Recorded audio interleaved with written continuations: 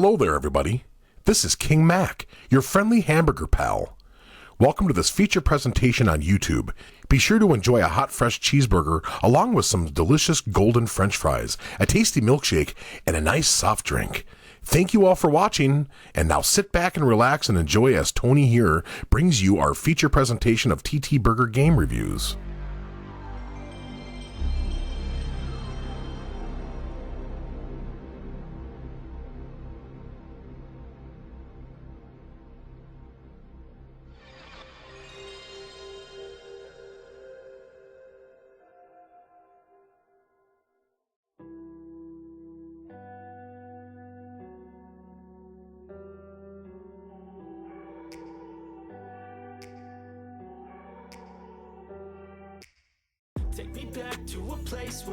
Welcome back, my friends! Are you all ready for some more TTBurger game reviews?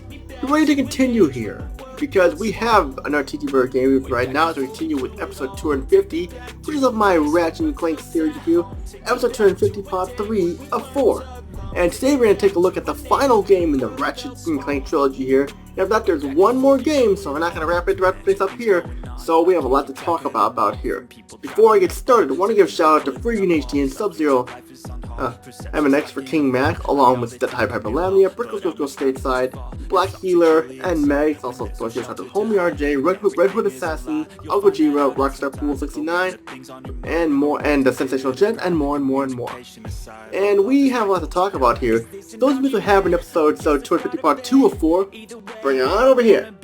It's a TTBurger recap to show you all what you missed and stuff. As I took a look at Ratchet Clank Going Commando for the PlayStation 2 and gave it a 9.5 out of 10 because it was a fun game, but there's still a little minor quirky problems I had with it. But it was still a game that should not be overlooked if you're a fan of Ratchet Clank and stuff, and 3D platformers, and action games and more. Today we're going to zoom ahead to the year 2004, back when I was a sophomore in high school and I had just turned 16 2 weeks before that. November 3rd, 2004 to be exact. And Thanksgiving was well on the way, and with the holiday coming up, we knew a Ratchet Clank game was going to be here, and we got it right now. This is Ratchet Clank Up Your Arsenal for the PlayStation 2, released on November 3rd, 2004, and which is the final game in the Ratchet trilogy. So that's the original trilogy. Maybe that's top here, so let's get started. Now, my thoughts on Ratchet Clank Up Your Arsenal. When I heard the third game was going to be released, I was praying and hoping that this was going to be the best game in the franchise to wrap everything up in the original trilogy, and it would be one for the home team and take home the brownie points and more. And what am I going to say about this? This is the best game in the Ratchet Clank trilogy. It is the Return of the Jedi of the Ratchet series, and I say that because Return of the Jedi was my favorite Star Wars film in the original trilogy, and this is my favorite game in the Ratchet Clank trilogy here. Everything that made the first two games fun are here and better than ever. It is, in my opinion, the game to recommend the most. I remember getting this game on Christmas of 2004, the same day my brother got an Xbox to play Halo 2 along with Nintendo Disney God and more. I had already beaten the first two Ratchet Clank games and I was ready for a third one. And I was amazed and happy and had lots of fun with it. Ratchet Clank Up Your Arsenal introduced us to Dr. Nefarious, who became the central and main antagonist of this other Ratchet Clank franchise in future releases and more. And seeing him here definitely marks a great debut for sure. In fact, the whole game is a ticket home for the home game to sure and win the ball game. And you know that when you have the first two and they're awesome, you have the third one here, you know it's going to be Insomniac Games' goal to make sure they get the best of the bunch, and they succeeded here definitely. Of course, we knew this wasn't going to be the end of Ratchet Clank. There's going to be more games to come here, but in the original trilogy, this was the best one here. So let's get started here. The story of Ratchet Clank Up Your Arsenal takes place after the second game. Ratchet Clank once again becomes celebrities after defeating the threat of the Protopets. Clank has even gotten a movie and TV show called Secret Agent Clank that's gotten popularity through it all. One day they're playing a game of chess. The duo receive word that Ratchet's home planet of Belden is under attack by an army known as the Theranoids, led by the evil Dr. Nefarious. Little is known about him, where he is hiding in his plans, what he wants to do, and more. The only person who's anything about him is Captain Quark. Captain Quark finally joins the good side of being on the evil side and being the main antagonist from the first game and stuff. And I didn't want to spoil there because Captain Quark was working for Chairman Drek in the first game, and in the second game he was really going to be the main antagonist and stuff with the proto-pets and stuff. But here he finally joins the good side and stuff. And I was kind of glad he joined the good. Captain Quark joined the good side because he seemed more like of a good guy than a bad guy and stuff. That's what I'm saying. They find Captain Quark on planet Florana and he thinks he's a monkey.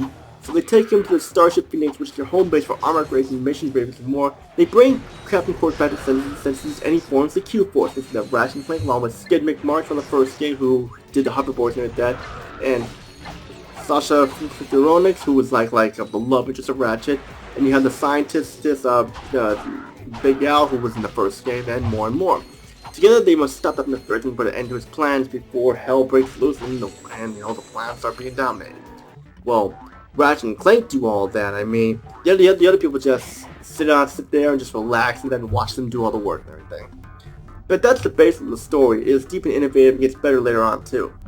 The presentation, the graphics are great. There's nothing really different between the first two games, and the graphics really definitely take advantage of PlayStation 2's hardware. It's still really detailed for a PlayStation 2 game and holds up really well to this day. The character models have a lot of detail, the mainly in their faces and everything like that. Especially the Ratchet and Clank models and stuff with crisp lighting and the cutscenes and the environments are also very detailed with the weather effects and more. And the planets have a lot of detail with the weather effects and the background effects, with the explosions, the flame effects and more. The graphics are all in game once again. They work really well. I mean, sure, the ending is kind of like a little bit pre-rendered there, but it's still in-game stuff. You're not really gonna notice the difference.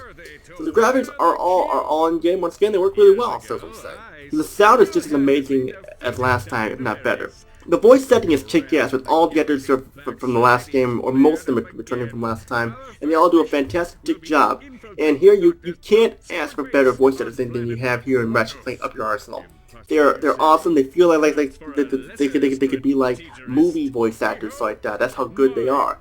And they all sound really good. I mean, sure some of them sound a little bit hammier and stuff. The voice setting is overall fantastic, almost perfect in my opinion. It fits really well.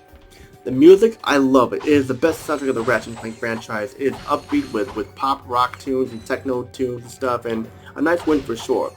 I really like that a lot of care and effort went into both the sound and the graphics here. Insomniac Games did a fantastic job, and they should be proud of themselves for sure. The gameplay is just fantastic. Improvements made from the first two games, and they show here that they were fantastic. We have a fun, badass 2D action platform with shooting mechanics, puzzles, jumping, and a bunch of mini-games that are enjoyable, like the Quark vid comics where you play as Captain Quark in a fun side scroll with enemies to kill and platforms to jump. It's how you learn the origins of Captain Quark. And you have tons of gadgets here, this time old and new, that are fun to use, like where you do disguise yourself as one of the creatures there, or you got you got like tons of them from returning from the last game and stuff, and the gadgets are fun to use for sure. The weapons are awesome here again. They have some flames too, but like the one way to turn your enemies into a duck, and you got your blaster, you got like your charge up weapon and like your sniper rifles that you got all those there, and you got your plasma whip and all that stuff, and and you got your disc shooter and stuff. And they're all fun, definitely. The weapons are badass there and stuff, and it's pretty cool to have a weapon that turns your enemies into a duck and stuff, like how last time you turned into a sheep and such. The Clank levels, and I forgot to mention there from the last game, if you have a saved game of Gold Command, that you can get weapons from that game. The Clank levels are back, and once again with puzzle solving, with the bots and more. The game has also some cool side characters and villains, like Courtney Gibbs, who is a parody of Britney Spears, and there's also Lawrence, who is Dr. Nefarious as CS's butler, so it was also pretty funny. The vehicles are here once again with smooth controls and stuff, and while there are not many vehicle segments here, it's fine. There are no racing levels, but that is fine with me. We have other variety with levels here, so it is not a loss at all. You can upgrade your armor and weapons with this kind of weapons. Have 5 levels, and when you get it to max, you'll be ready for some fucking amazing twisted action. When you beat the game, you feel satisfied that you finished a great trilogy game, and you wonder what could happen next. It's in my opinion, like I said, the Return of the Jedi of the Ratchet series, and it's the best game in the Ratchet Clank franchise. While it's a fantastic game, we have some negatives here. There are no rails to grind this time, which is a little weird, and the game can feel a bit linear at times for some of the planets. There's not too many platform elements here last time. Basically, it's a lot of like shooting and stuff and everything.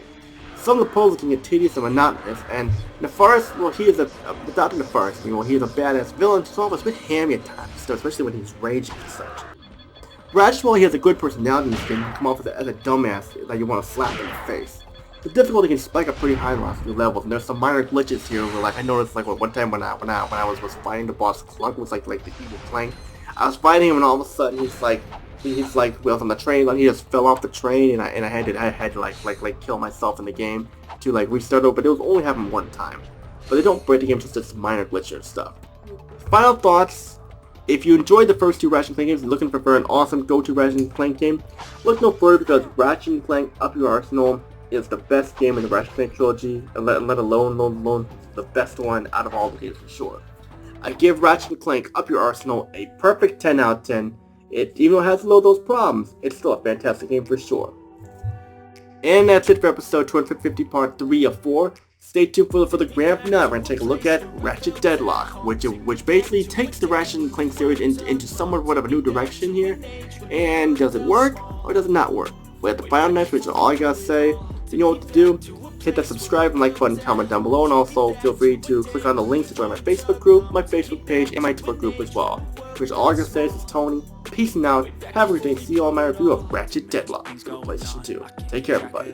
From people dropping a bomb to people putting up walls, I feel like life is on hold. Perception stuck in a vault. I know that time can heal all, but how much time?